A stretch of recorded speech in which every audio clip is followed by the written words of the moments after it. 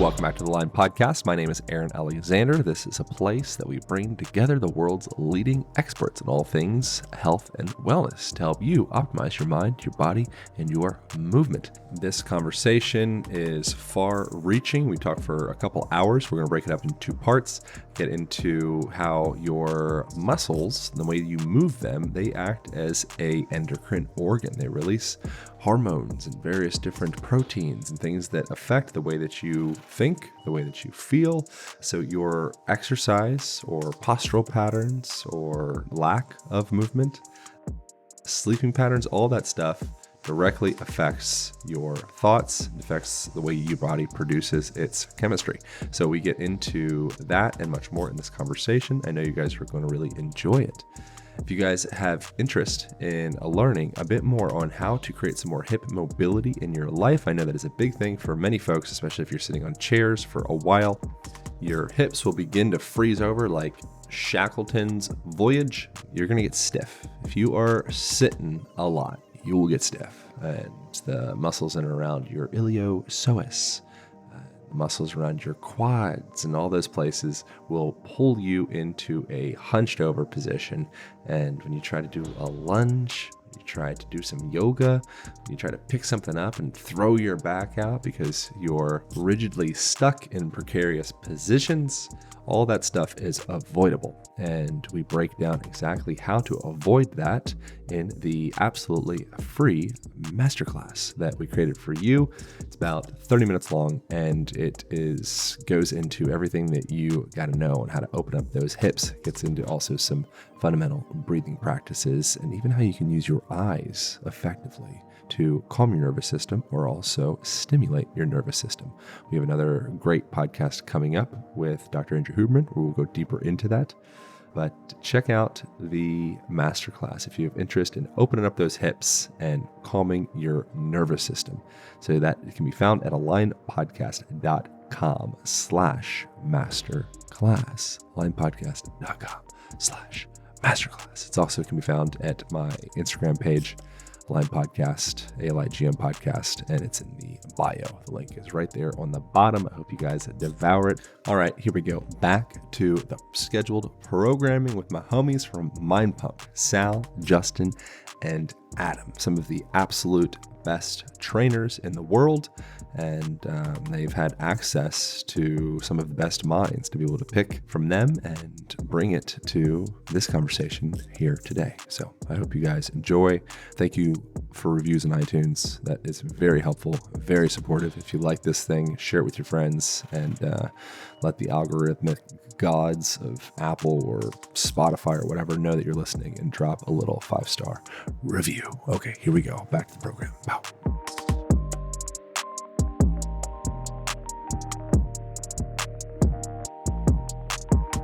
It's an interesting dance that we have with our egos, right? I remember when we first had that psychologist on the show, Sal, that you brought. Oh, yeah. And she assessed all of us. Yeah, I love her. And she really broke down like narcissism and that there's a healthy dose of it. It's a positive version. Right. And then there's obviously an unhealthy version of it. And so I think that in our space with our peers, as you get a larger audience and more people paying attention to you, there's that fine line that you have to constantly dance. And one of the things that I appreciate about these guys so much that I think we all have in common is as that grows for us, instead of seeking it more or letting ourselves fall into it, we actually want to kind of run away from it. We'd prefer to become more detached and not feed into it as much because we want to stay grounded. Yeah. There's a quote or an idea that I heard from some basketball coach, and the key to be the best player is to know enough about the game to play the game well, but not so much to realize the game doesn't matter. I feel like I feel like a lot of this whole experience with making books or podcasts or social media or any of that stuff, you can be so deeply in the tunnel of the game. All that matters is growth and more and numbers and quantities. Yeah.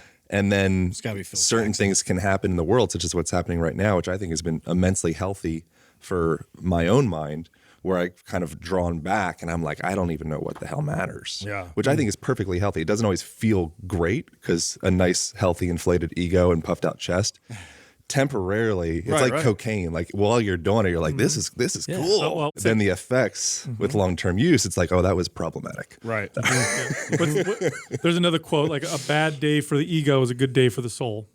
You know, and I think that's super true.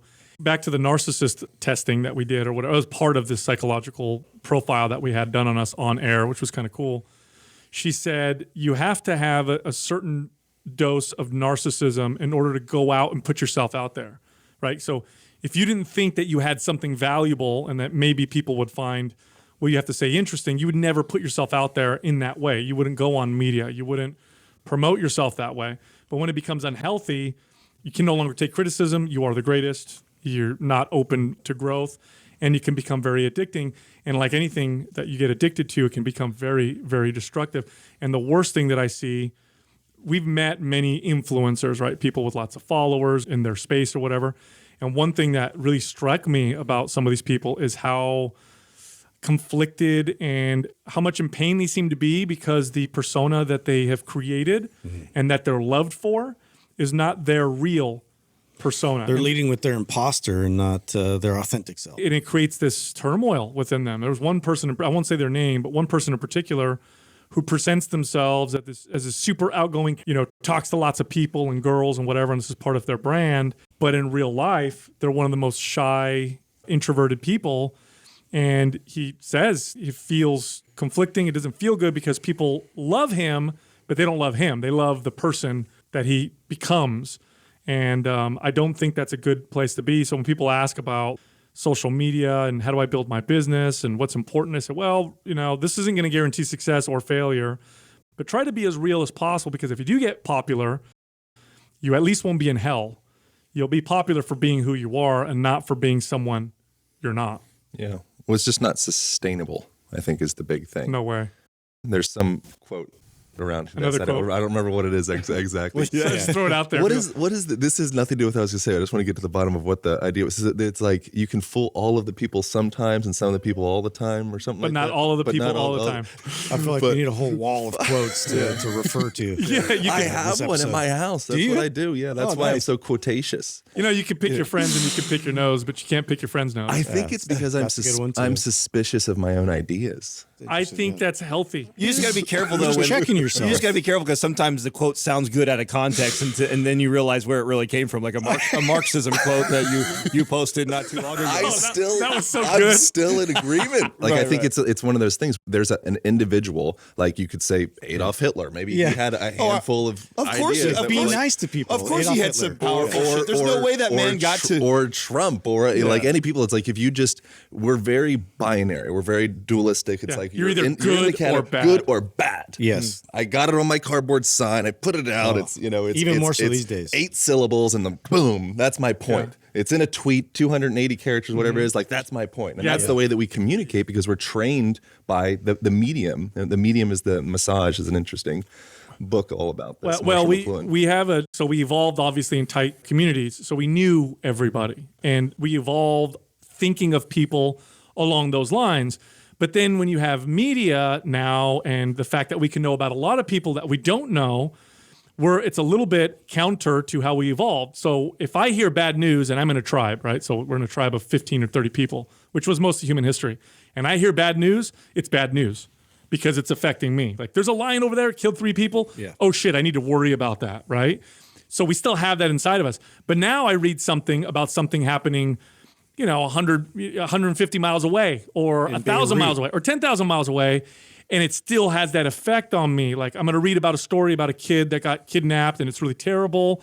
Now I'm going to be really afraid that my kids are. They did this great study. It's one of my favorites to talk about.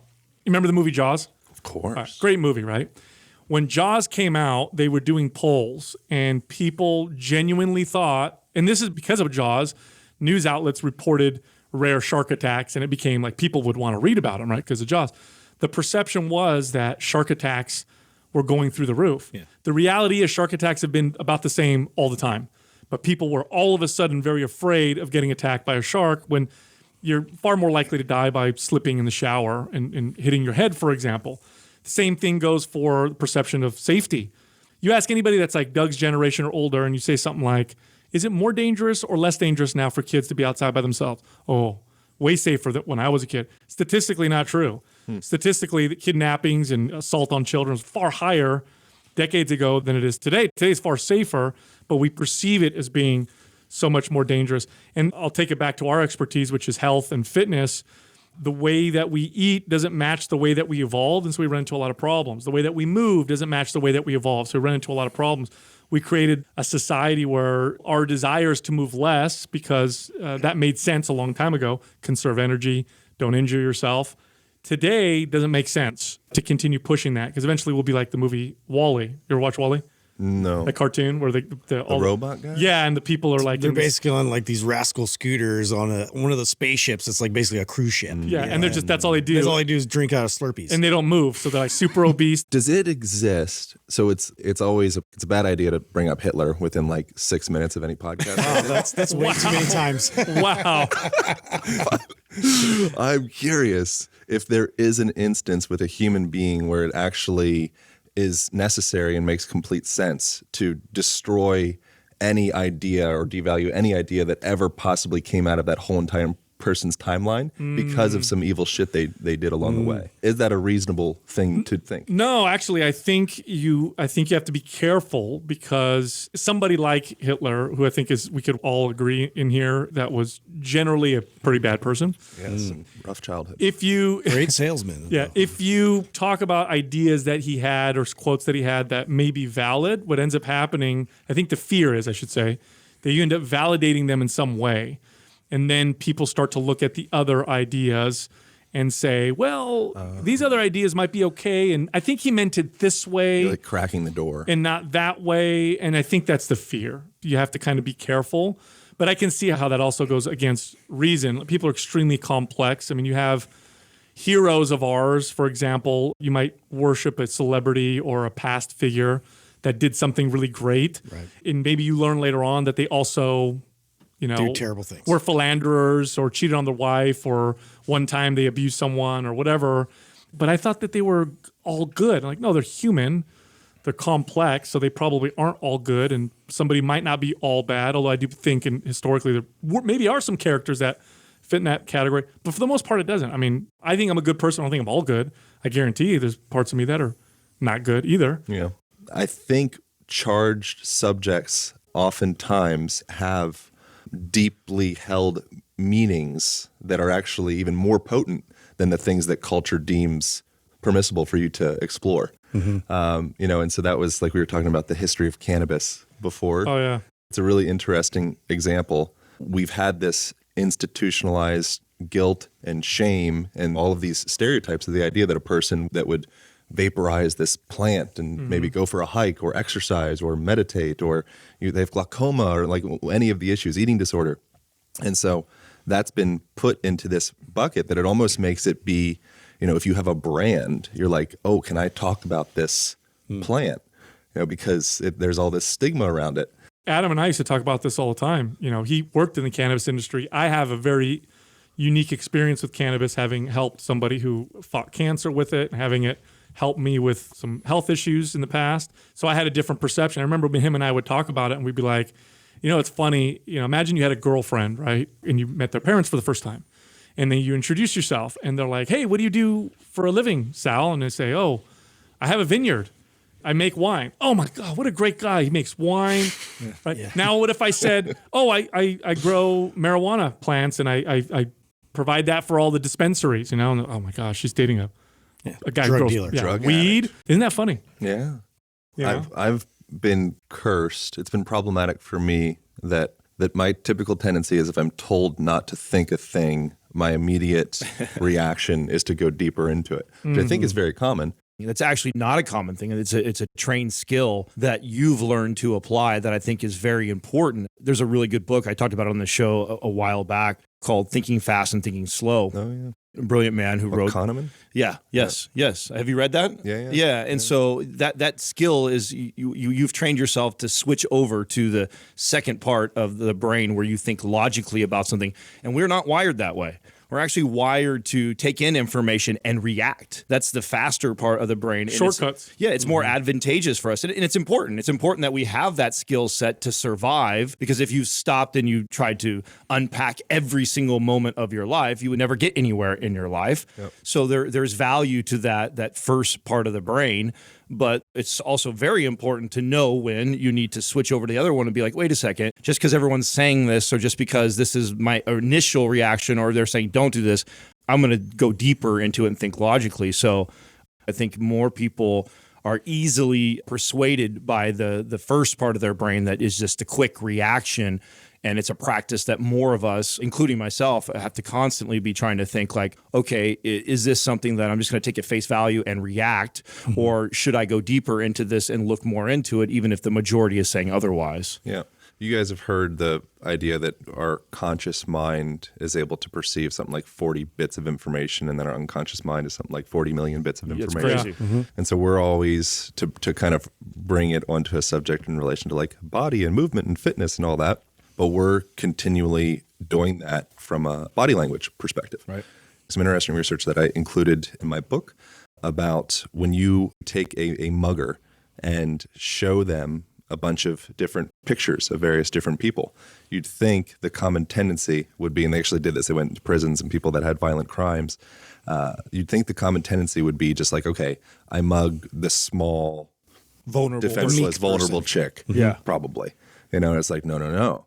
The highest likelihood of trying to mug, to steal from them, to be a parasite and attach onto them, would be the person that their movement doesn't seem integrated. So if they're it doesn't seem like they're going in a straight line, it doesn't seem like they're well oriented, doesn't seem like they're interesting. Stacked and strong. It doesn't seem like they know where they are. So if they're looking around and there's like any semblance of disorientation or disorganization with that person, then all of a sudden the parasites of culture will start to grab on, because it's an easy target. It's like finding prey. Yeah. It's finding prey. And so we're continually doing that with our 40 million bits of information that's streaming through our minds. I think we're continually doing that in every instance. Every time you have an interaction with any person, you're noticing the location of their eyes or eyebrows. You're noticing the style in which they breathe or don't breathe.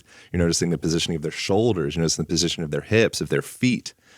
And so we're having this plethora of information, and then you have your 40 bits that's like thinking about checking your Instagram notifications. Yeah. But meanwhile, you have this mammalian reptilian center that's just gathering all of that information. And by going through things like starting to pay attention to how the hell you move in daily life, I think you can start creating successes in your world, and you don't even know what's going on. It's just like, when I come into the room, people kind of are like more magnetized. Yeah. Or when I come into the room like this, people are more like, oh, that guy's a loser, or we should steal from him, or... The math of that is so fascinating to me, right? Like what your brain is having to calculate to put that all together. Now, so what a cool conversation because of this stuff. I'm into psychology. You're more on the movement side, so it's interesting to see how they merge because of you are so read in this department, right? Yeah. And you enjoy learning about it so much. You walked in, we all said hi and greet each other. Do you have a tendency to scan the room and read each one of our postures right away? Or does that just subconsciously happen for you? Well, ideally, you'd get to a point with any skill that you'd be unconsciously competent. You guys are familiar with that probably. Like you start off consciously uncompetent, ideally, and then you works your way up the ranks till eventually you get to the point where you just naturally, like MJ, you do something with the ball, you just see the scenario. I'm not at all like MJ with anything, including body language, but nonetheless, he gets to that point. He's never thinking about what he's doing. Right. There's a whole slew of different books that I'd recommend for reading body language. My book has a lot of stuff in there, but if I'm reading a specific book about the thing, I will notice all that stuff. I personally haven't read a specific book about that thing for like 6 months. Yeah. So that's disengaged. Now I'm thinking about more, like Russia and conspiracy theories. Oh no! Oh please, please, guide. Let's be honest. Yeah, I mean, reptiles do run the world. They disguise themselves. Right. No, aliens are coming next. This is all happening. You guys were talking about fast and slow thinking. One of the best ways that I found to slow my thinking down, there's two ways. One is to debate and discuss, because in order to organize your thoughts enough to explain yourself well, and then be able to listen, because you also, in order to debate, you have to listen, right? Listen to the other person. It allows you to work things out. So I love thinking like this. I love talking to people. I love debating people. Some people might say, oh, you just like to argue. The reality is that it helps me think, and I can think things through. The other way is to write. When you write things down, you have to slow down and put things down. And that's why therapy utilizes writing and speaking. Those two tools are very powerful to slow the thought process down and to work things out. That's literally what you're doing. Oh, I have another exercise for you, and that is to always question the things you feel most strongly about. Yeah. And that to me is one of the most challenging, because when you start to unpack like how the brain is operating with the fast and the slow part, much of the things that you've decided that this is my truth, it's just because you've had a collection of things that have confirmed your bias. Yep. And so you feel passionately about it. So whenever I catch myself in a debate or an argument or a conversation where I'm getting emotional about it or reacting or feel strongly about it, like I'm already defending myself before you finish your sentence, those are the things that I go back and go really deep in on, because it's like, okay, why do I feel so passionate about I'm right in this situation? And I think that's really challenging for us, because you've already had enough things in your life that have happened that have confirmed that bias, that it's going to be really hard for you to change your mind unless you're open to it, right? Yeah, that's why it's one of the reasons why I love fitness so much. I love it for me, but I loved it more for when I trained other people for that particular reason, because as a trainer, I trained people for over 20 years, and I really wanted to help people. I know you do the same, Aaron. When you work with people, your concern is you want to make sure this person does the best. You want to set them up to be able to do the best for themselves on their own, well beyond maybe forever, right? When you don't see them anymore. So if you're constantly working towards that, you end up questioning things as you go through the process. You have to, because I'll work with this many people who my techniques and my recommendations work great with, but then I run into somebody that they just don't. And if I really want to help them, I can't be dogmatic. I can't. It's impossible. I have to question things. And so it forces you to grow. And fitness is such a great way to do it, because it's unassuming and it's not threatening. Yep. You know what I mean? People don't go into fitness thinking they're going to experience tremendous personal growth in all things. They don't think that. They think, I'm going to go get ripped, nice six-pack, and I'm going to look sexy or whatever. But you stay at it long enough, and you learn a lot about yourself. You also learn how to fail. You learn how to take criticism. You learn that pain isn't always bad and struggle is many times good. But the growth that comes from fitness is phenomenal. Nobody talks about it, but that, I think, is the biggest benefit of it. Fitness also makes the human that's doing the fitness more malleable to new ideas. Totally. And so we can talk about anything, and I'll just like steer it back to how it relates to the mind-body connection, because that's like where I'm most comfortable. Beyond that, I don't know, So couple things. One, in relation to arguments, that's kind of fascinating. You guys can just bounce off this as if it feels interesting. When we're communicating with each other, typically I don't know a lot about the argument at hand, because I'm just confused with what the hell's happening in the world. But what I can see is I can see body language and the way that people communicate. And that's why you see like a Martin Luther King giving a speech compared to like some present day politician, because I don't want to be, biased in any direction. He goes off of the speech and speaks through his heart, and you can see it in his body, and it's like, you viscerally feel that experience because you're feeling him. And so when we're communicating to each other, if you're a person that is, say, chronically stuck in some, hyperlordotic spine, or you've got the forward head posture, you got rolled forward shoulders, you got valgus, collapsed knees, all of those patterns. I'm intentionally using unnecessary anatomical terminology because there's a direct link in the way that people think, feel, and communicate. Totally. Based off of those anatomical terms. Totally. And so an interesting example of that is a person that goes into a shopping mall, is another reference from the book. When they are pushing a cart, so says research with, specific subjects. So, I don't think anything's a law. But when a person is pushing a cart, so they're in a more upright position, shoulders are back, and they're also pushing the cart away from them, they will end up being less inclined to get sugary bullshit. And when a person is clutching a basket, all of a sudden puts them into that medial rotated spine, puts them into that clawing kind of flexors contracting with the hand, they will end up being more likely to buy Fascinating. to buy So all the shop stuff with they don't wanna shopping buy. carts, not baskets. And the similar thing happens for people that have storefronts of some sort. If you pull the door open, that puts you into the more inclined towards, okay, I'm bringing in. If I'm pushing the door away, I'm more inclined to say, I'm starting the conversation with push away. Yeah. And so when I move into that, all of those little subtle, again, that 40 million bits, every subtle little action throughout the day starts to inform the way that we perceive the room, ourselves, this conversation. And so if you were a person that is stuck in that, all the terms, forward head posture and having, the hunchback spine, all that stuff, perhaps you'd have a higher inclination of being more defensive, or maybe feeling like you're under attack and you are, you're already defeated, versus the person that's able, like, before they go into a conversation, they wiggle out their shoulders, maybe they hang from a bar and maybe they do like a little dance and kind of open themselves up a little bit. Maybe they write in cursive, which is, shown to have all sorts of great effects as well, because you're going through that fluid movement. They will go into that conversation much more fluid, much more open, much more receptive, much less judgmental, much less defensive. I always feel like a Jedi opening the automatic doors.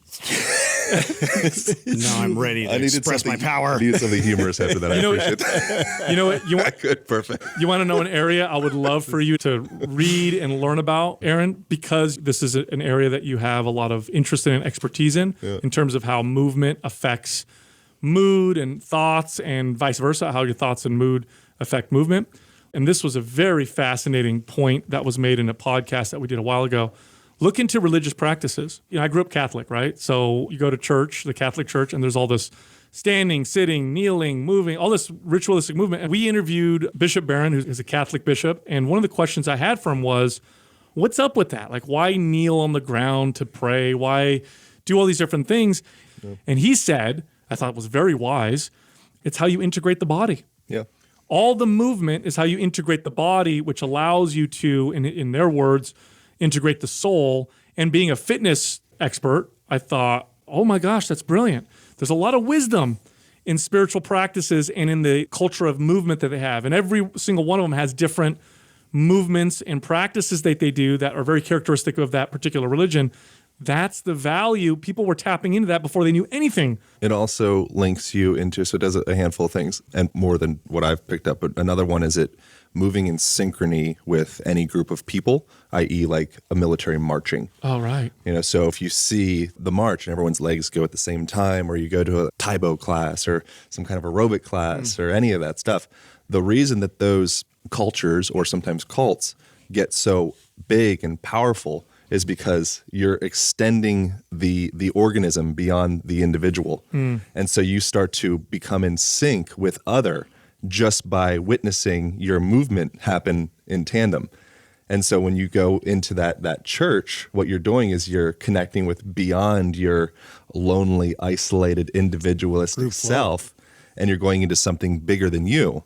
Well, you're quite literally, from a neurological and emotional perspective, becoming the group, because we're all moving together. And then beyond that, I think if you get more spiritual about it, the group is a part of the grander community, is a part of the country, is a part of the world, it's a part of everything. And then eventually you have this where you pop out of I, and you go into something that's bigger than just this skin bag. And by moving in synchrony, it creates the potential to feel like you're starting to almost like merge with something bigger than your individual skin bag. I used to have a wellness facility, and in there I had rooms that people would rent. And there was this massage therapist who worked there and rented the space for a long time. And she was exceptional. She was very, very good at what she did. When I first got the wellness facility, I was at least open enough to bring different modalities in and respect them, but I still was extremely ignorant to what they did. She would say things to me like, people store emotions in their body. And I remember thinking, that's so silly. Like, it's in your brain. What are you talking about? It's not in your body. And then she would talk more about it and how she would find a tight area in a person's body and she would work through it, release it, and the person would have a memory that was stored within them or a feeling that they hadn't processed, and they would cry on the table or they would laugh. And I experienced some stuff like that when she would work on me. What's going on there? And I do believe now that emotions can be stored in the body, in the sense that you create a pattern that pattern may be protecting you or whatever from this particular thought. And until you fix that I've pattern, heard that with fascia. you don't process the emotion. What are your thoughts on that? So that would be subject of potential book 2, because I think that's like a topic that a person could spend their whole entire life digging into and still not completely understand it. But the lens that I take from the way that emotions and such are stored in the body is less of a, you have anger in your liver and you have mother issues in your kidney and like very specific in that way, and more coming back to very nuts and bolts, masculine, mechanical. If a person is scared, how are they scared? Right. How are they physically scared? And how's their body? Everybody knows what that looks like. I don't need to describe. Your shoulders go up, your jaw might clench, maybe your wrist clench. You go into like a fight, flight type response. Or you could go into a freeze response, which is even deeper down the chain. So every day you are continually aggregating various different patterns based off of your perception of the way that you interact with the world. So you have a certain, like, you could call it like an identity of self. That's something that these are tangential points. When you first come out into the world as a baby, you are your mom. So the umbilical cord gets cut, but you're like, what are you talking about? I'm still mom. So if I'm hungry, mom's hungry. If I'm thirsty, mom's thirsty. Like there's no separation. Sure. And then eventually you come into a point, which I think that's what they allude to being like the terrible twos, where you're starting to get that rip. You're like, ugh, I'm separate. You're asserting yourself in that way too. Yeah, exactly. That's interesting. And then from that point forward, perhaps, a little before or after, you're starting to structure this story, this narrative of who you believe you are. And so 0 to 7, you're predominantly in like a theta state. It starts off delta for the first 2 years, and then you go into this theta, which is essentially like a hypnotic state. And you're just gathering information like a sponge. Everywhere you go, you're developing these belief systems of who you are. That impacts the way that you move in your body. So if you are a person that's like, man, I feel great. And I feel loved. I feel part of something bigger than myself. So people that are part of religions or are married, they end up having longer lifelines and they end up, being a little bit happier and all that. It's like, wow, man, I just feel, I feel good. I feel in my body. I feel at home in myself. That person's probably going to have more balanced blood sugar and blood pressure and probably less tension being held in their body. Less chronic pain, right? Less chronic pain, all that stuff, yeah. And then there's perhaps another person. Obviously, there's like tens of thousands of different kind of types throughout this. But on the other scale, be somebody that perhaps they had some big, pivotal, traumatic moment, for example, that all of a sudden they got the signal, and maybe it was like before that age 7 time frame where they're just kind of gathering, and they got the signal that the world is not safe. The floor could fall out at any time. I need to bulk up. I need to muscle up. I need to get strong and protected and show superficially that I'm good enough. I'm loved and all those things. Maybe my shoulders are chronically stuck up in this position where it feels like my shoulders are kind of creeping up to my ears. Maybe my fists are chronically tight. Maybe I have this TMJ and my jaws are, and you could isolate that and look at it like more like Western scalpel type lens and go and isolate and say, oh, well, you just got TMJ. You just have some tension up here. We're going to do some MFR, whatever. We'll release that stuff. In the process, whatever tool you utilize in order to start to open up that body, in order to create meaningful long-term change, you're going to actually start tinkering into that person's identity structure. And so if you bring a person that's in a place of I've been held and tense and ready to fight, and I have this physical expression of that, and you start to creep in and start to change some of those toggles and pulleys, that all of a sudden the person gets up and their shoulders drop and they're breathing through their diaphragm as opposed to up into their clavicles, and they feel like their feet are on the ground. You better believe that person will start to interact with their relationships differently. I see this with Rolfing bodywork. Like, I've seen it lots and lots of times historically working with people. Oh, I remember hearing, especially female clients would say the following, that them getting stronger in the gym made them feel stronger and more confident in the real world. And I mean, they're not like way stronger. They may be 10 pounds on something, but the experience of strength and struggle in grinding through a squat or a lift made them feel just generally stronger and more confident in everyday experience. So we've only known Aaron as Aaron of Align, and we were already this guy like that was into all this. So was there a process for you where this really, like a pivotal moment where you started to see this in yourself and you started to change behaviors and movement, and then how did it impact you? Was that a process? Was it an overnight thing? What was it like for you for that transition? I think I've talked about this before. I mentioned in the first chapter of the book, my dad, he's done very well now, but growing up, he got really obsessed with crack cocaine, and he was like pimping women, and he'd come home and have like bullet holes in the car, and it was like, Wow. very interesting time. Did I mention that before? No. I don't think you've mentioned it. No, I knew you had a rougher childhood, and I feel even more like a bitch talking about my rough childhood when you talk about things like that, because mine doesn't seem so bad anymore. I was fine overall, but I think that created this stimulus of sorts of feeling like the world's not safe, the floor could fall out from under you at any point. Going into much more of kind of just like clinging in general. Feeling like I would always have like savings of money, and I was just like always planning for a rainy day, and I think that in tandem with being obsessed with bodybuilding, be obsessed with packing on as much muscle as I possibly could, all because I wanted to show that I was strong enough. I think there was a big thing of like being enough, and that would get into probably sensations of like, oh, why did daddy leave me? Oh, because I'm not enough. Right. So I think as a young person, you're so narcissistic. Everything's like kind of about you. Right. And so now with social media, everybody's kind of narcissistic. But I think growing up, it's like, okay, dad's just on his trip. He had his own childhood trauma and all of his stuff. And, I placed that on me. So there's kind of this sense of like moving away. And then that kind of led to just doing everything to kind of create senses of validation. And so that going into doing personal training, and then eventually going to like Rolfing school and massage school and studying psychology and psychedelics, I think have been impactful for sure, of kind of unbinding some different nodes in my brain and kind of like pulling the map out and saying, okay, like where are we here? And then coming back and kind of folding the map back up and putting it back in. So I think it's been an evolution of different events mixed with the environmental conditions of the world's not safe. And, now here we are, talking about it. No, I definitely think that we are obviously a product of our childhood, and even as older, mature adults still dealing with many of these insecurities from childhood. Do you have a particular one that tends to resurface in your life that you're constantly having to address because of how you grew up? I obviously, to some degree, crave validation, or I wouldn't put images of myself doing exercises on Instagram, and it's, you can say it's just it's a business. I need to feed myself. But nonetheless, like I chose that route of look at me. I can help you. I can be your savior in a sense. You could see, you keep on drawing it back and giving. I'm not saying that is why I do anything, but you could certainly kind of toss that dart at the board and be like, how does that feel? Is there something to that of like how you got to that point?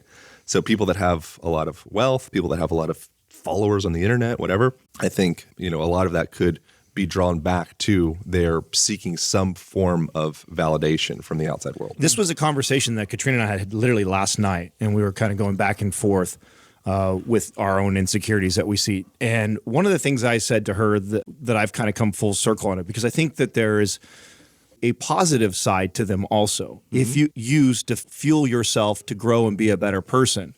And then there's a very fine line of not allowing it to rear its head. And do you agree with that? Or do you think that any sort of motivation from insecurity is bad? And I'll give you an example, so give people context of what we were talking about last night.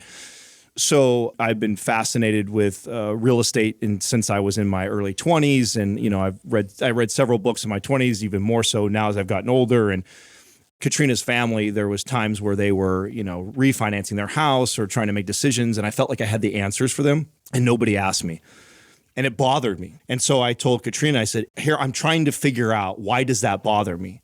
And then I also have noticed that there's patterns like this in my life where if people don't think that I'm smart enough in an area, it's also motivated me to go and learn and be smarter and be better at that. So I get that attention that they recognize like, oh shit, this dude knows his stuff in that area.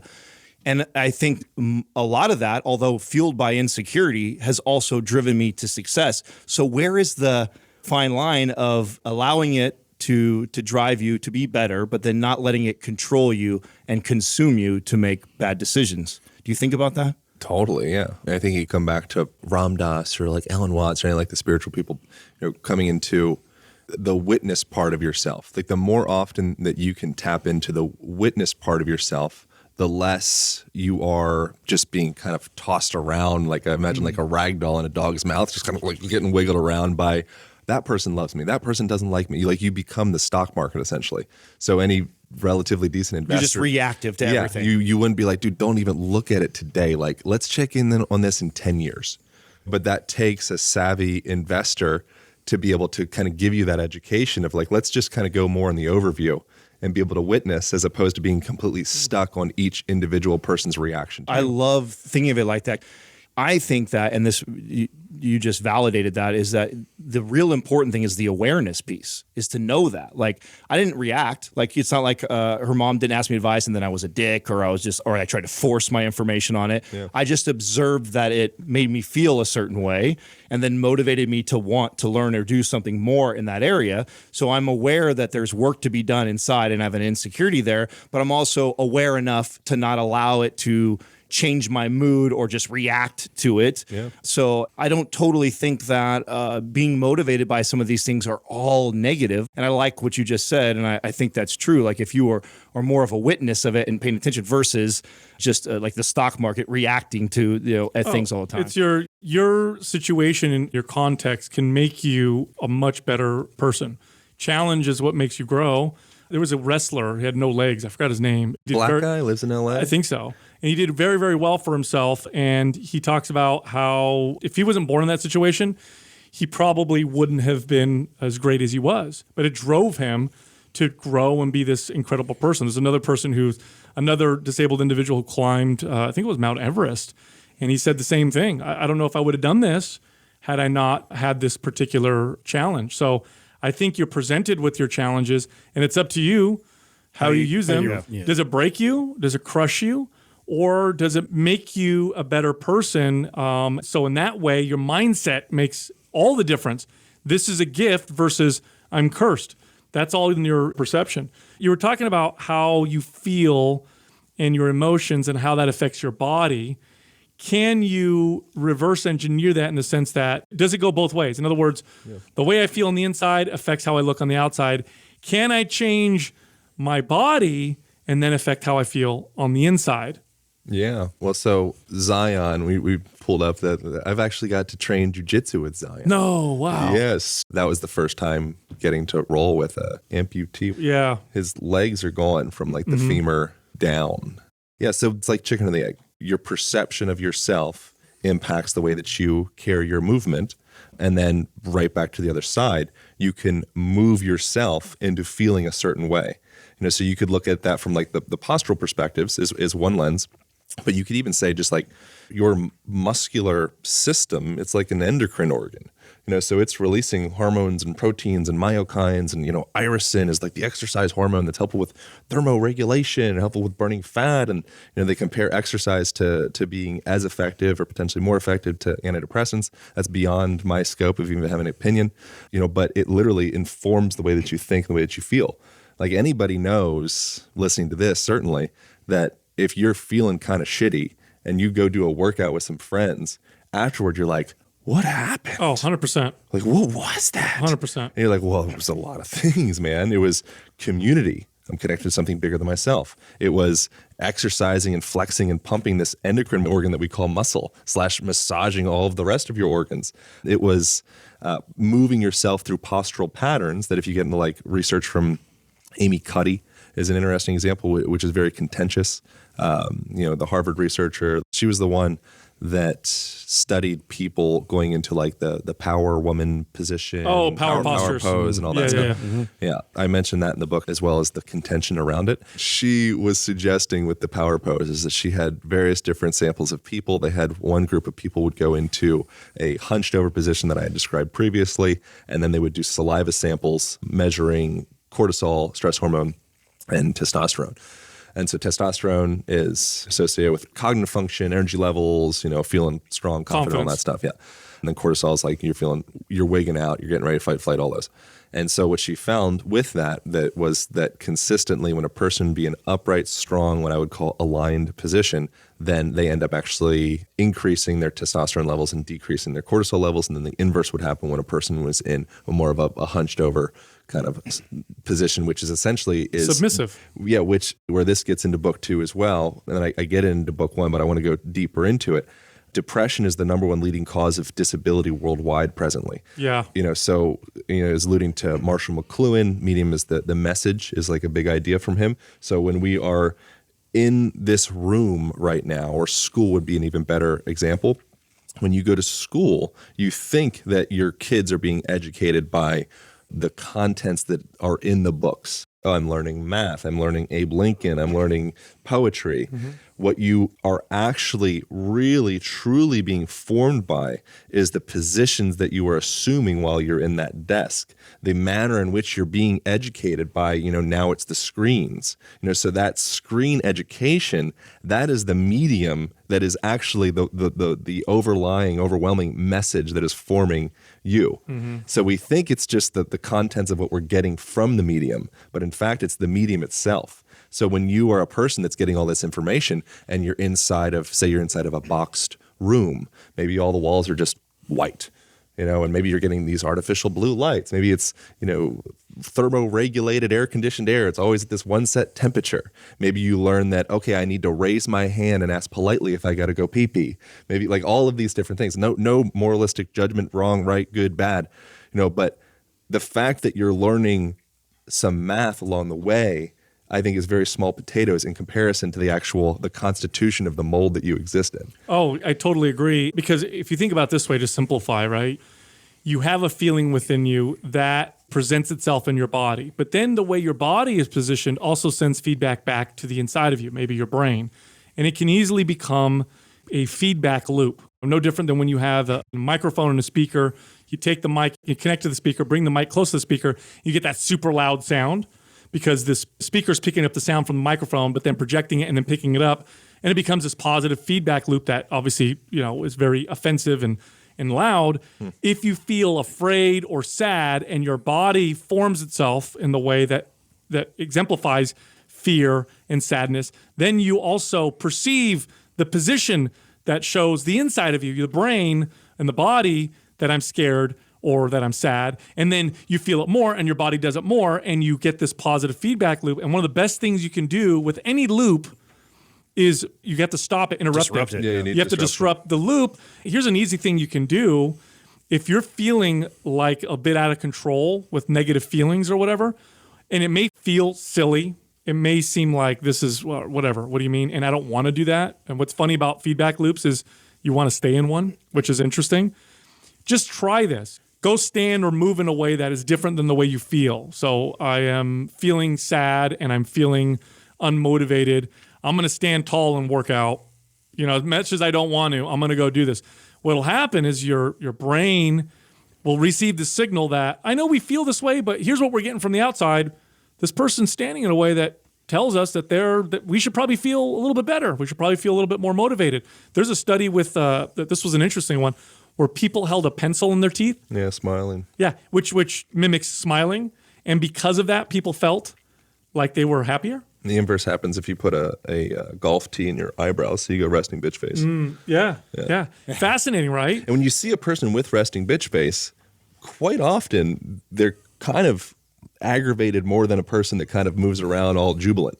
Mm-hmm. Like it's not just like a coincidence. So there's another guy that I've had on my podcast actually called Paul Ekman. He's like one of the most cited psychologists in the world. Noam Chomsky the most? I think so. Yeah, he's interesting. I don't think he liked me. I think our conversation. And I was like, Paul, I respect you a lot, but I think you hate me. so anyways, he was a fella that studied various different facial expressions around the world, and his perspective went against Darwin's perspective that you would learn certain facial expressions based off of your cultural influence. And then mimic them. Yeah. And so that is true with like gang signs and like waving. Like waving isn't a thing that just everybody just does. That's like, I have no weapons. You know, that's like something that you're learning and showing. Oh, okay. You know, now we do elbow bump because of, you know, because of things. Yeah, exactly. That's not like just a natural thing. Hugging probably is quite natural, though, is my guess. But anyways, facial expressions, though, he mapped out something like 10,000 different specific facial expressions that had specific meanings to feeling angry, sad, scared, happy, you know, all the different things. And each subtle little change of any of the muscles on your face are indicative of a very specific meaning to the outside world, but also to yourself. You know, and so you see those very, very like overt examples of like a smile or the frown that causes a thing. Well, now extrapolate that out times 10,000 and you have like, wow, like I'm always painting a story with my face, a la freaking Jim Carrey. Why is he so successful? He can contort his face into anything. He's like a savant with playing the instrument of facial expression, which invokes a sensation much like, if not exactly like, a person playing a saxophone. And then you're giving it to yourself. You're giving it to yourself and others, just like when you're playing the sax. Wanted to take a moment and thank a vital mineral to all of our bodies, and the mineral referred to as magnesium. Magnesium is the only supplement that I will actually go out of my way to purchase with my own money. The reason being it is missing in modern day soil.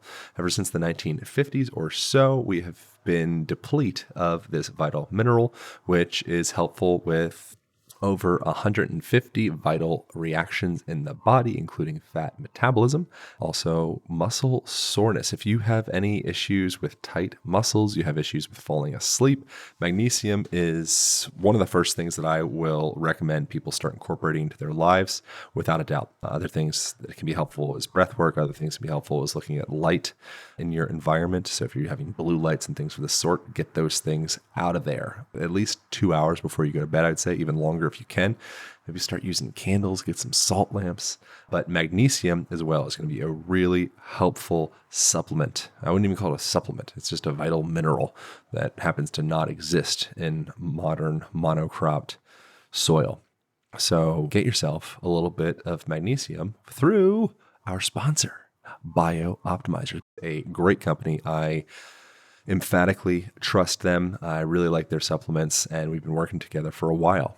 They have the Mag Breakthrough, which is a great version of magnesium because it includes all 7 different forms of magnesium. So magnesium, when you get certain supplements, it might just have 1 or 2 or 3. This stuff has all of it, which is a big deal. It's all wrapped up into one simple to swallow capsule. Pop that little mofo in before you go to bed. I use them every night, and they have been really supportive in my sleeping patterns. So check them out. You can get yourself 10% off of Mag Breakthrough by going to Mag Breakthrough, magbreakthrough.com/align podcast. magbreakthrough.com/align podcast. Really important stuff. Like I said, if you want your muscles to feel good, if you want to burn fat, if you want to have good energy levels in your life, get that stuff in your world. magbreakthrough.com/align podcast, 10% off. Back to the show. Bam. What are some best practices then that we can give, or what you would give to clients without going down the rabbit hole, right? Because all of us have trained many, many clients, and I know that there's just plethora of information that I've learned over decades of training and nutrition and movement. And I have to be very careful on how much of that I put on a client if I really want them to put into practice and to see change and continue to grow in this area.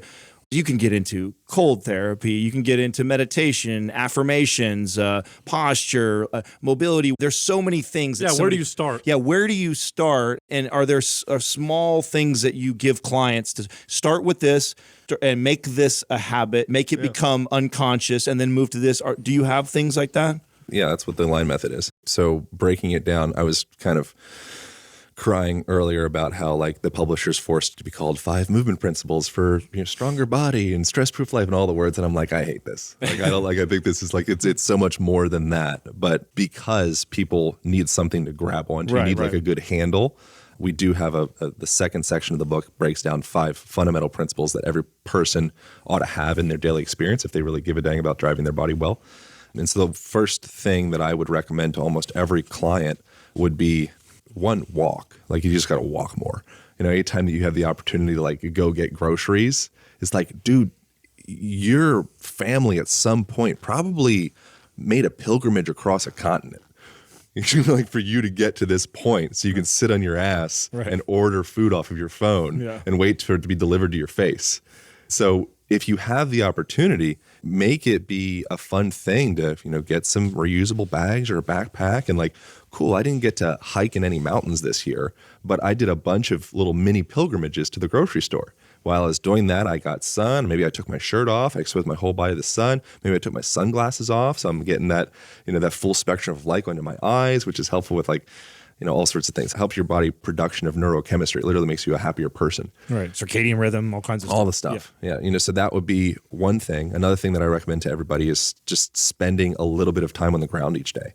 I recommend 30 minutes. So if you're a person that just eats breakfast on the ground, get some big cushions, and you maybe get like a low coffee table. Maybe you go outside in some grass and you're getting sun, you're stacking variables. You got to stack variables. When you're living in an environment where you're very kind of like medicinal, isolated supplement form of fitness and life and all of the things, you're not living life.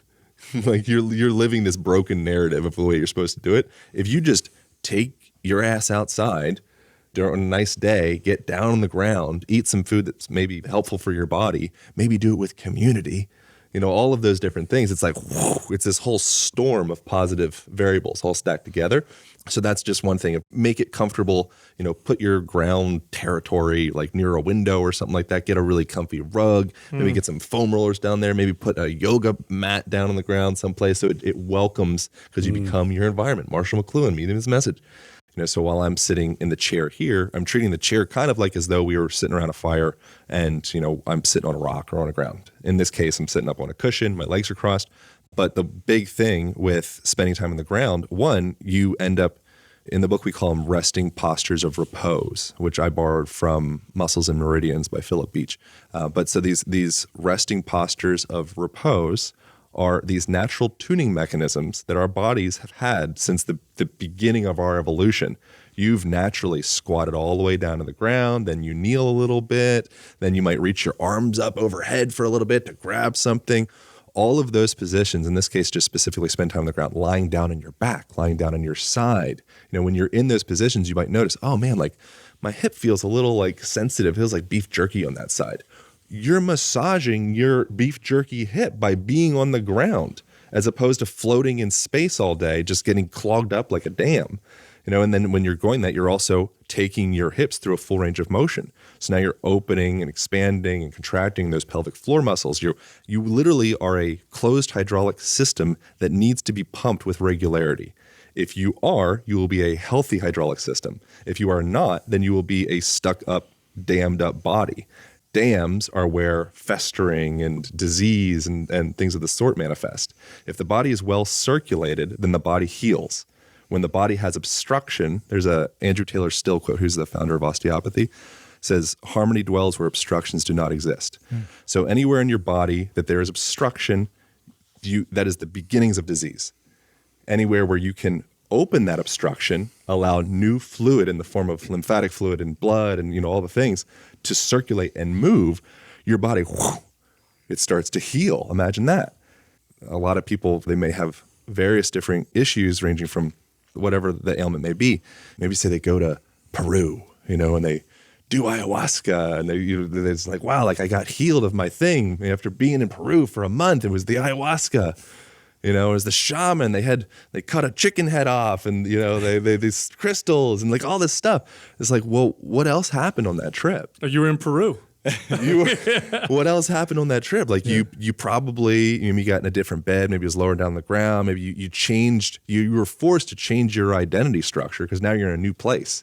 People don't even speak the same language. You can't be in that same pattern of Get up, drink too much coffee, get in the car, sit in that same 90-degree position, get up, stumble into the next place, all revved up on coffee, and I'm already kind of in like this fight-flight response. Sit in that same position in the office, get up, walk to the other room, sit in the same position, getting back in the car, then go to the gym, do the same position, sitting on some seated row machine, get up, get back in the car, same position, go home, eat dinner in the same position, then sit, finally relax and have some Netflix on the couch in the same fucking position.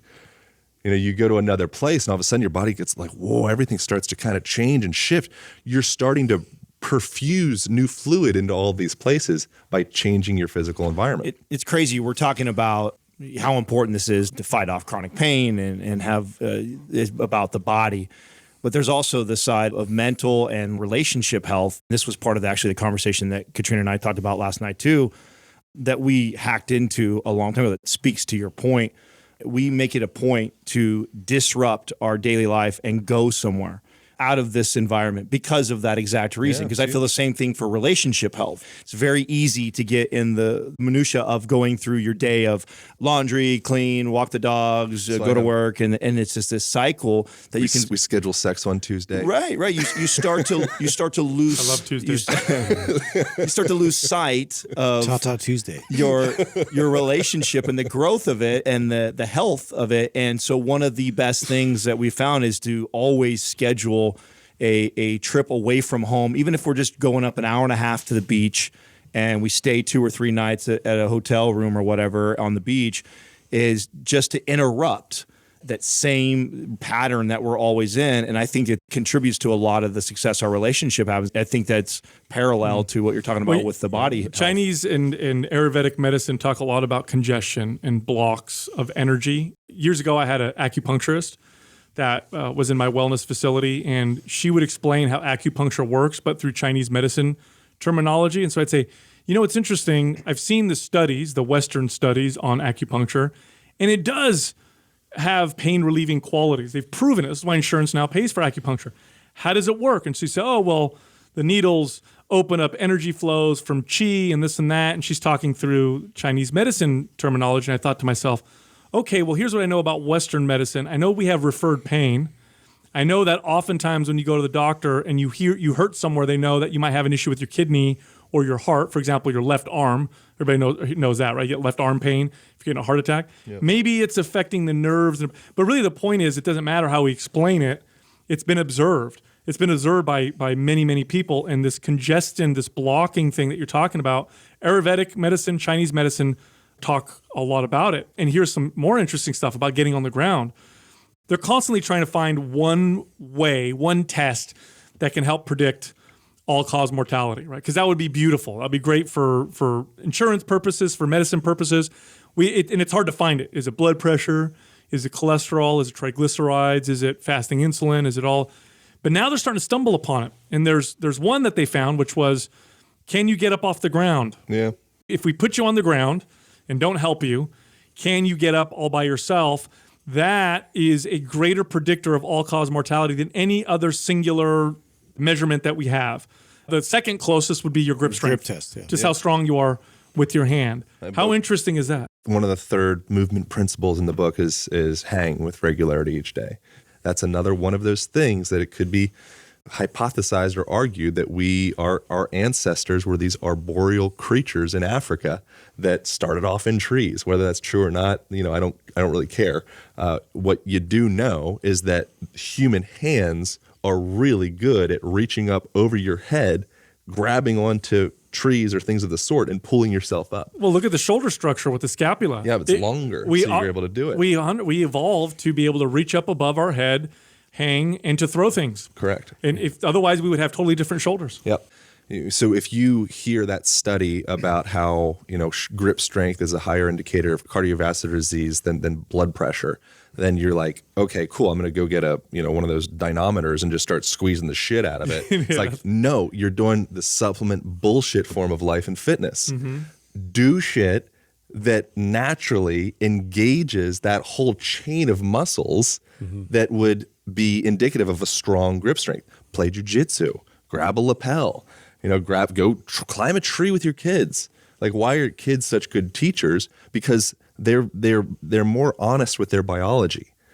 They don't know they're not supposed to. They don't know. They don't have They're playful stories with yet. it. They don't have narrative yet. And so at some point you were taught, you were misinformed that it's not mature to play. What a great lesson.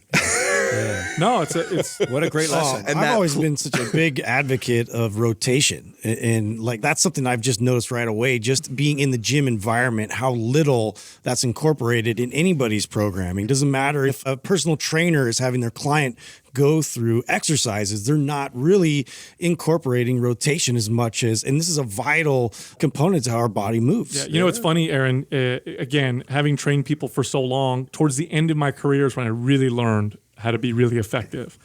And one of the most effective things I ever did for a client was integrate movement into their everyday ritualistic daily life. It was so effective at getting people to move more. So instead of do 30 minutes of cardio every morning on your stationary bike, it was, well, you already eat breakfast, lunch, and dinner, so that's already a ritual. Walk 10 minutes after each one. Yeah. The consistency was amazing. Here's the thing. Studies also show it's more effective. When they compare a 1 hour cardio session to 3 20-minute sessions, the 3 20-minute sessions burn more body fat, improve stamina better, and have physiological benefits that are better than the single time of spending on a piece of cardio equipment. We notice this with strength. You know, you go to the gym for an hour and you want to just get stronger. What if instead of, doing 15 pull-ups, 3 sets of that in your back workout, you had a pull-up bar in your house, and every time you walked by it, you did 1 pull-up? That's it. You know what's funny?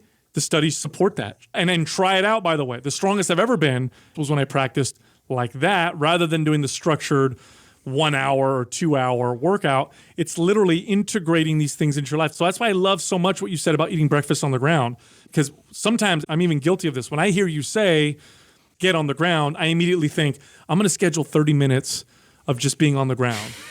Right? Instinctually, right? Oh, I got to do this. I got to put this in my routine.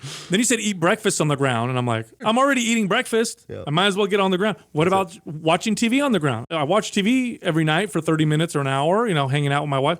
Why don't I just sit on the ground instead of on the couch? From a consistency standpoint, people are far more likely to be consistent when it's integrated in that way versus make sure you schedule your cardio, make sure you schedule your weight training session, make sure you schedule your mobility session. It's like, well, what if you just, when you brushed your teeth, you got down into a squat, or you were barefoot and did some calf raises? Or what if you had a pull-up bar in your house and it's next to the TV, and whenever you're watching TV, you kind of hang a little bit and play on the pull-up bar? Way more effective. Yeah. Well, you alluded to the research around the physiological part. There's research to support the behavioral side, that it's more likely to be consistent if you do pair it with another ritual. So, I mean, it's funny. I love that you started with the walking thing too, because we've talked probably ad nauseum on the show about how we used to scoff at that in our early years as a trainer, when a client would say like, "Oh, I walk every day." I'd be walking. You're not working out. Yeah, you're not training. You're not exercising. Yeah, show me burpees, bitch. Yeah, right. And then you look at the way I talk to a client full circle, and that is actually the very first thing that I address. Is just, let's move and let's pair it with something you're already doing. Let's break down your day and let's see a way that we can integrate that into your lifestyle, because I know that 20 minutes of that for the rest of your life every time after dinner is far more valuable than a 6-month run of doing 1 hour cardio every single day. Totally. And here's a big part of it too, Aaron, because we're constantly trying to get people to adopt some of these habits and to do them. First, we have to get them to accept them. And so you have to sell the idea. So I'm going to sell this for you right now, right? Years ago, a device hit the fitness scene, and it was a big part of the gym that I started my career in, 24 Hour Fitness. It was called a Body Bug. You put it on, and it was relatively accurate at calculating how many calories you burned. And it did through movement and skin temperature, and it was a very complicated device. It was actually groundbreaking, and it was relatively accurate. You put it on, and you could get into your computer and look up and be like, oh, I burned 2,500 calories today. I burned 3,000 calories today, or whatever. It was just mind-blowing for me. I'd have clients that would come in and work out 3 days a week with me, and 2 days a week on their own, 5 days a week. They'd put on the Body Bug, and we would look at their calories. I'd pull it up on the computer, and I'd be like, oh, man, what did you do on Saturday and Sunday? You burned like 30% more calories on Saturday and Sunday. Did you work out? Like, I thought you only worked out 5 days a week. Oh, I was gardening, and then I washed the car. Oh, that's when I went to the mall with my friends, and we were shopping. Yep. And I remember, like, it melted my brain, because I'm like, holy cow, 5 days a week you're in here working out for an hour, but then you go to work and do nothing all day long, and you burned way more calories. So here's how I sell what we're talking about. You just want to get lean, do this anyway. Incorporate it into your everyday life anyway, even if you don't care about all the other stuff that Aaron's talking about and what I'm talking about. If you want to burn fat effectively, the most effective way to do it is to incorporate it into your daily life, into small doses, into the rituals that you already have. It's far more effective than trying to do scheduled calorie burn workouts. Yeah, I mean, that's exactly what the intention of making this thing called the Align method, which again, I wanted to call it Align because I have resistance towards dogma. And so as soon as something's called a method, I'm like, oh, no. When the publisher's like, no, bitch, like it's a method. We're selling a method. I'm like, all right, whatever. But that was the whole thing, is being able to be somewhat of a Trojan horse and be able to slip into people's lives without feeling as though we are adding something new. Totally. What I created the book for was essentially to give people the lens to be able to examine the day so that they can make literally every moment an opportunity, because you got the know-how to do it. Beyond that, whether you want to or not, it's up to you. I don't really care. I'm going to bring it all down to the current situation, okay? This is why I love home gyms so much. So a couple of years ago, I invested in a home gym. I have a garage gym, basic setup, but everything you need, right? Barbell, dumbbell, cage, bands, all that stuff, right? And there was a weekend that was coming up, and my wife and I, we don't really have anything scheduled this weekend. I said, I remember reading these Soviet studies on Olympic weightlifters and how when they'd work out all day, they got these phenomenal results. I said, I'm going to give this a shot. So what I'm going to do is every other hour, I'm going to go out to the garage. I'll pick 3 exercises. My goal is going to be strength. So I'm going to do like a row, a bench press, and overhead press or something like that, right? And I'd go out and I'd do 6 reps, 3 sets each, and it was moderate intensity. Not intense, not super easy, but nothing crazy. And I'll do that every other hour. And the strength gains I got from a single session and how I felt blew me away. So I'm going to bring it now to the current situation, current climate. A lot of people are at home. They can't go anywhere. They can't do anything. Here's a great opportunity to do, instead of your 60-minute workout, why don't you do 3 20-minute workouts or 6 10-minute workouts throughout the day? Schedule them throughout the day. First of all, you're going to feel better because you're going to get those good feelings from movement throughout the whole day. It's like an IV drip of a feel-good chemical rather than a single shot of it one time during the day. And on top of it, you will notice that your body will respond a little bit better. It's crazy, but it's 100% true. And watch how that bleeds into every other aspect of your life. Yeah. Your communication with your friends, your business that you're doing, like the production that you get done. It's amazing. It seems like there's not a necessity to keep on confirming the point that consistent movement matters, but another person that I've had on the podcast called Joan Vernikos. She's worked with NASA for like the last 40 years. I don't think she liked me either, actually. I think you're so likable though. What are you doing, bro? I think there seems to be a consistent trend with when I do podcasts over the internet remotely, and if it's with a baby boomer, I think there's been a consistent trend where I'm like, I think that person kind of hated me afterwards. I think it's something, maybe I'm arrogant. I'm not sure what it is exactly, but that's what I've noticed. You're polarizing. But I love her. But nonetheless, I like her and I like her books. And one of the things that she pointed out, she was studying the health of astronauts in space without gravity. And what she found was that the astronauts that would do small bits, like little titrates, like you said, like drips of fitness throughout the day, they would age significantly slower. Typically versus the ones that would do like the CrossFit blowout workout in space for 3 hours and just really doing it. And then the rest of the day just kind of float in space, and work with instruments. So the people that would do that, they would go through literally this rapid aging process where their bones would become less dense and their muscles would atrophy and cognitive function CrossFit would decesn't decline. even work in space. Boom. That's a quote. That's funny. But so what's really interesting with that is it's like the same analogy, Sal, that you were referencing, I've referenced before, describing it as like you wouldn't drink all of your water first thing in the morning or 3 days a week. So you wouldn't say, okay, cool, I want to have a gallon of water a day, whatever you want to have. But you don't smash out 2 gallons on Tuesday and then another 2 gallons on Thursday. It's sips, and so those systems are literally congruent. They're working with each other. You drink water, you eat food, and then you move it through your body. So that all of those systems are integrated, and they're all based off of continual movement. And so if you start to look at things like that, like, okay, cool, while I'm having this conversation, maybe we could do a walking meeting. So throughout the day, like, where can I start to fill how can I just make my day more efficient, better, more productive, more happy, and not lose any of the progress that we were doing, or lose any of the productivity? And so if you go for a walking meeting with you your actually people, get more productive. You get more productive. Absolutely. And you start thinking outside of the box. And so if what you need is your employees or yourself to be more of like a Scantron type thinker, you have the information already, you just got to jot it down. Studies show that sitting in that, sitting on the chair, or I would recommend being on the ground, and just being focused in and getting it done, you can access that information quite fine, even more effectively.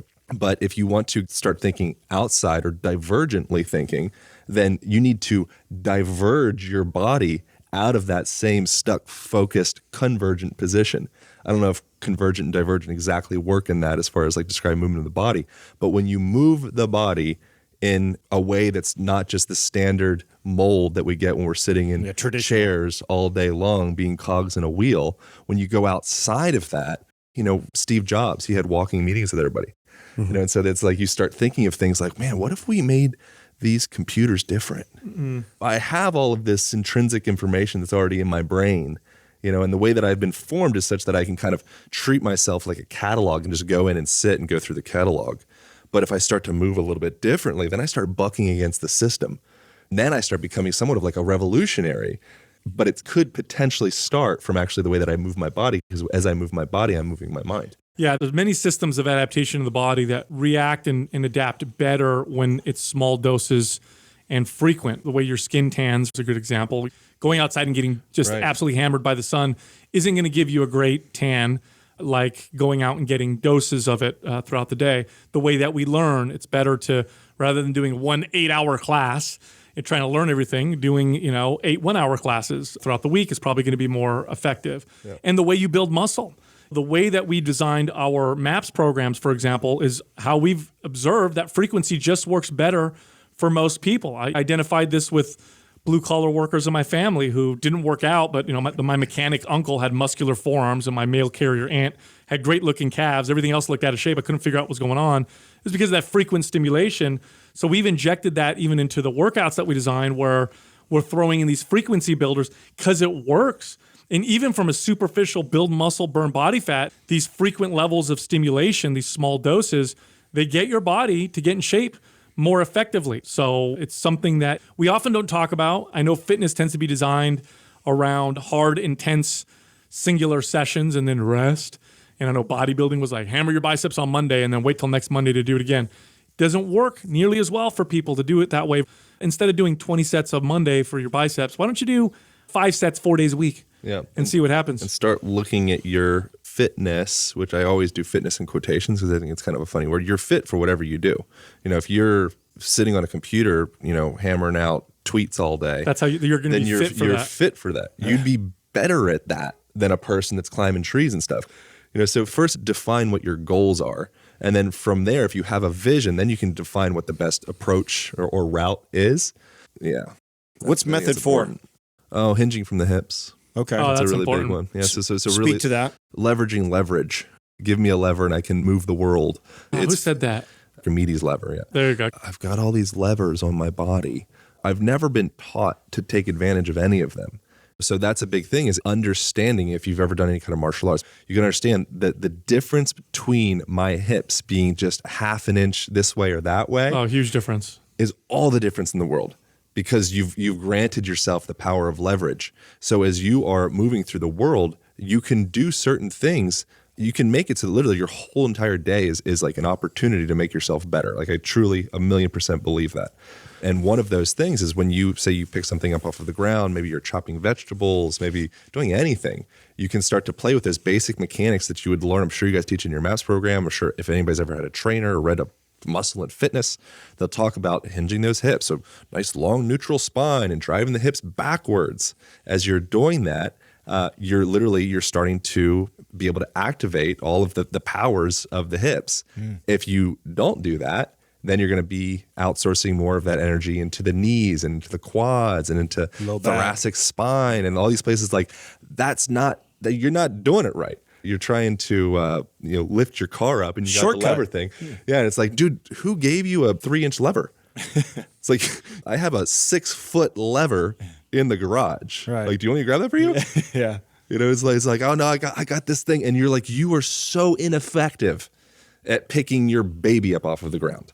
So what are some simple best practices? I mean, I could think of just simply, you already touched on getting on the ground, just you being down in a squat. I love to talk about squat and scroll, right? Practicing if I'm going to get on my phone and I'm going to go on Instagram or whatever, to drop down into a full deep squat. I mean, you're practicing the hinge there. With working with clients specifically, I give you the mechanics. I give you a few basic examples like, okay, here's how you do it. Yeah. Now, what I'm really interested is, can you start to be curious about making this happen in your daily life? What do you do with creative with your movement? Yeah, anytime you pick something up, you hip hinge or you whatever. know exactly how to do it. Whether you do it or not, totally up to you. Do you know how to do it? Right. Most people would say, I don't know how to do it. Right. And if you really look, if we got 1,000 people in here and everybody did a squat, I mean, all 4 of us would be like, oh man. Yeah. Majority, bad, all bad. Oh, it's one of the fundamental things you have to teach as a trainer. Is how It's to, the foundation. yeah, bend here, not here. Bend here. And it's like, well, they can't so see it's me. Our assessment. And so it's like, of course it is, and so it's like, why was that not in your assessment as a 8-year-old?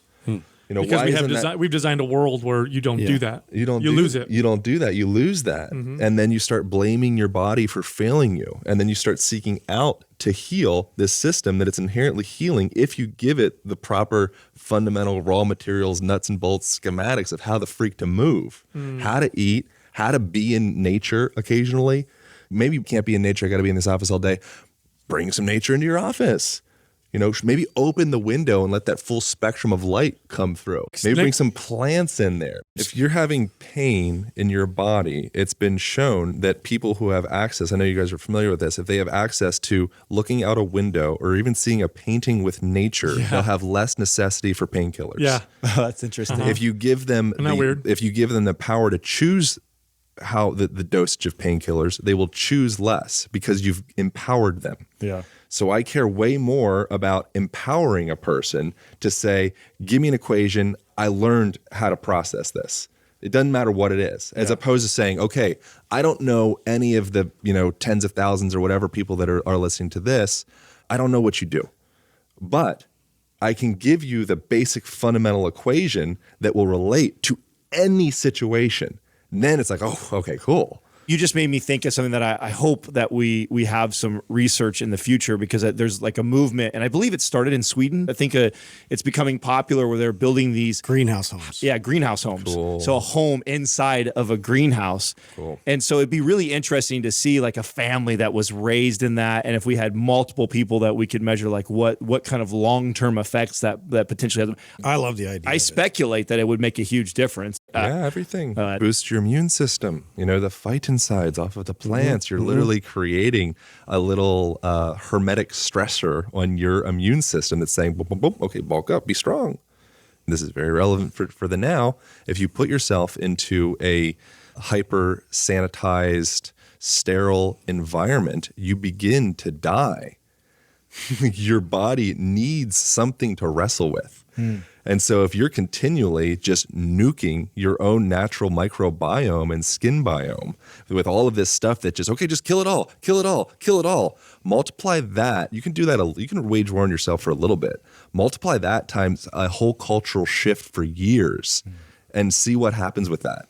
As opposed to the people, say the centarians, what do they call it? The blue zones. Yeah. There's like, what are they doing? Oh, they're doing with salmon. They're in the freaking garden. What's in the garden? A whole lot of dirt. Kids that grow up with a dog or around a farm, what does a dog bring into the house? Oh, lots of different bacteria and viruses. Oh, and all these things. I think they the have less contention, allergies. the contention around blue zones is that many people have cherry picked the data to support whatever they're trying to sell, right? But there are some things, and we've talked about that are very common. And community and being outside is one of the most common themes amongst all of them. Yeah, we feel connected. Yeah, the Western medicine model is to isolate the one thing that does all the stuff, and we forget about the context and the combination of things. Like, oh, solves pain. That's let's make aspirin because that's based off the white willow bark. And then we forget that it has all this other stuff in it that prevents things like overdose and actually can be good for you. Whereas if you just take too much aspirin all the time, it can cause problems. And we forget about that. So we stopped on 4. What's 5? The 5th one is nose breathing. I can't believe we didn't even go there. I was like, of course that has to be in there. Dude, talk about one of the most... Breathing in general, but nose breathing with emphasis on nose breathing. Maybe one of the most underrated ones. I'm notorious for having a really hard time at night settling my brain down and going to sleep. It just, for some reason, I'm sure I've trained myself this way to work long hours. And because we talk about how important it is to get good rest, it's something that I'm always trying to put all these practices in place to improve that. But sometimes life happens. Sometimes it's a very stressful, long day and, a lot's on my mind, or I got bombarded with multiple things. And so it really challenges those practices that I've tried to put in place. And some of them are uncontrollable. Like I was still working till 11 o'clock at night and I had nothing I could do about it. Yeah. And my saving grace is the nose breathing, or box breathing is what I use before I go to bed. Katrina and I will actually do it together.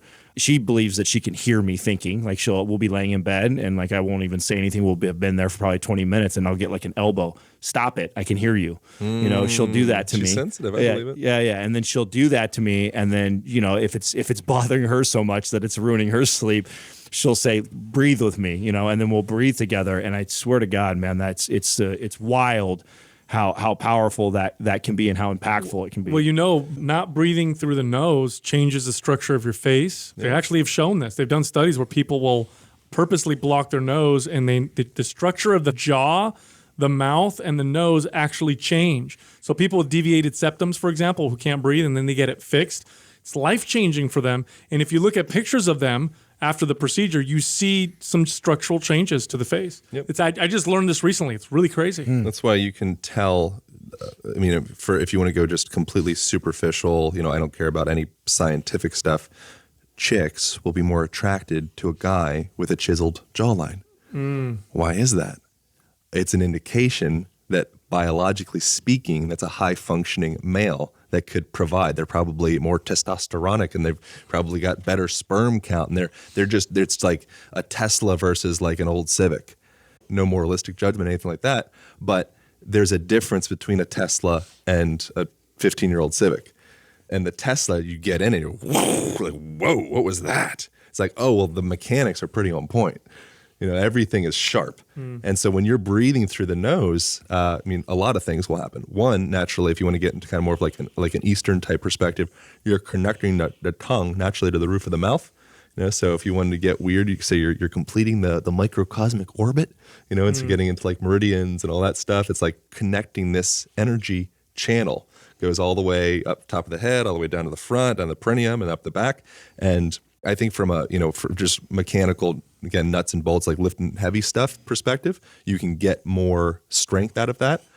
Calling a thing a microcosmic orbit immediately puts me into like a tinfoil hat kind of like woo category. Yeah. But it is interesting. It just so happens that is East and West cross, they intersect a lot. Yeah. I don't know if all the time, but I think if you give it enough time, it's pretty close to all the time. It's wisdom. It's all wisdom, and there's truths in all of them, and sometimes they say it differently, but they're saying the same thing oftentimes, and there's different approaches, and I think it's a huge disservice to yourself to just stick to one, just like with exercise. I'm only going to do this one method, and I'm going to ignore all these others. Huge disservice. And so with more facial structure stuff, so your facial muscles will naturally be kind of pulling you in.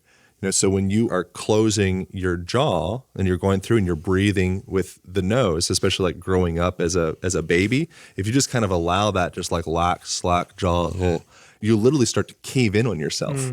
Like you need to create some internal pressure. You need to push out in order to grow into a strong body.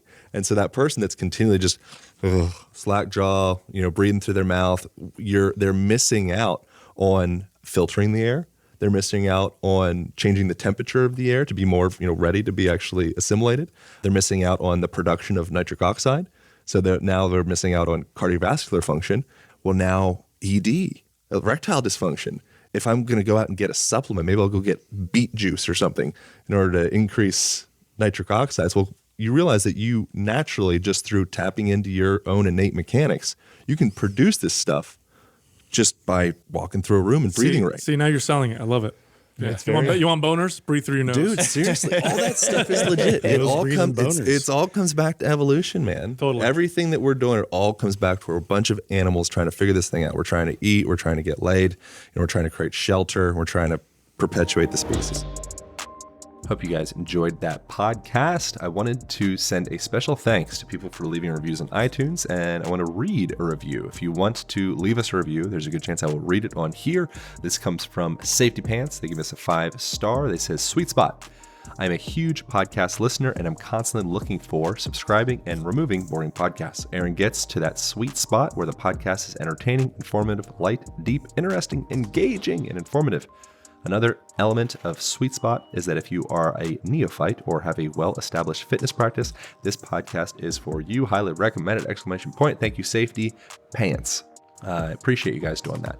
If you enjoyed this conversation, leave us reviews. It's super helpful. And you could also share on Instagram. You share with me at Align Podcast, ALIGM Podcast on the gram.